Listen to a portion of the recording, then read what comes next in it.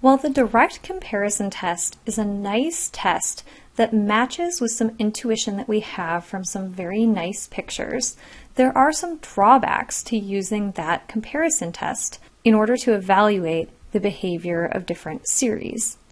In particular, we are given a series and we try to take the addends for that series and find a comparable sequence to those of the addends using rate of growth. We then need to establish that one of those functions is always less than or equal to the other in order to apply the direct comparison test, and that may not always be the case. In situations where we simply don't have that relationship between the series that we're given and the series that it is natural to compare it to, the direct comparison test will simply be inconclusive, leading to a lot of limitations. Enter the limit comparison test. While a little more advanced to think about theoretically, the limit comparison test can be applied in some of the situations where the direct comparison test cannot be applied. And we can apply the limit comparison test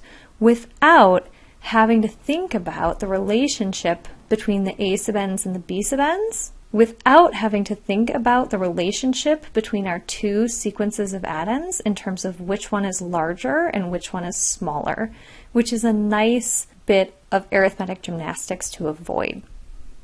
So formally stated, let's assume that a sub n and b sub n are positive sequences that are serving as the addends for two different series, and that we're working on the interval from some starting point to infinity.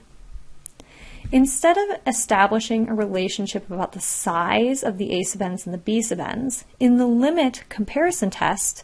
we will take the limit as n goes to infinity of the ratio of these two sequences and assume that we get some particular value L. Because our a sub n's and b sub n's are positive sequences, just like they were in the direct comparison test, L is going to be some value in between 0 and infinity. The first case of the limit comparison test that is by far the most powerful is to assume that we get a non-zero value for L that is finite. If that is the case, if we take this limit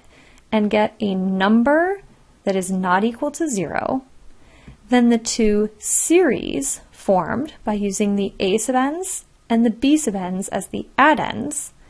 must have identical behavior,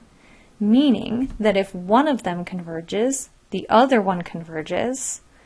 and if one of them diverges, the other one diverges.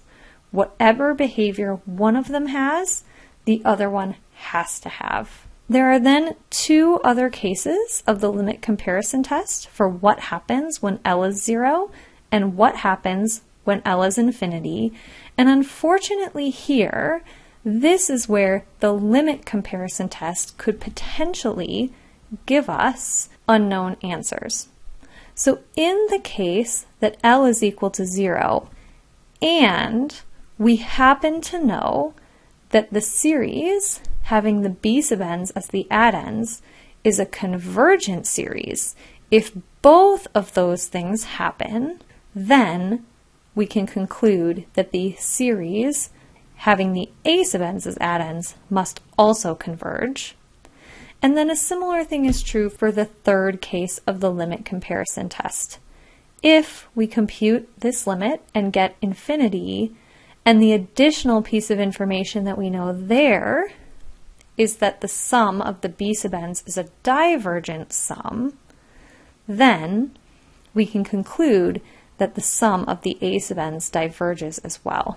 Now, quite honestly, this second and third part of the limit comparison test are doing almost exactly what the direct comparison test is doing. And in that sense, you could, in many practical situations, avoid the direct comparison test altogether if you wanted to. If you think about what would be going on in this limit, if we were looking at the sequence of a sub n's and b sub n's, and eventually, as n is getting very, very large, the limit of this ratio of sequences is becoming 0, that means that the values of the B sub n's must eventually be much, much bigger than the value of the A sub n's.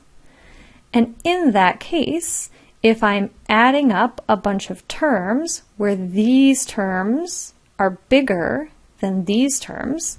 and this sum is converging, that's precisely one of the situations that we were getting in the direct comparison test. Similarly, if I'm taking a look at this limit, and as n is going off towards infinity, this ratio is going towards infinity,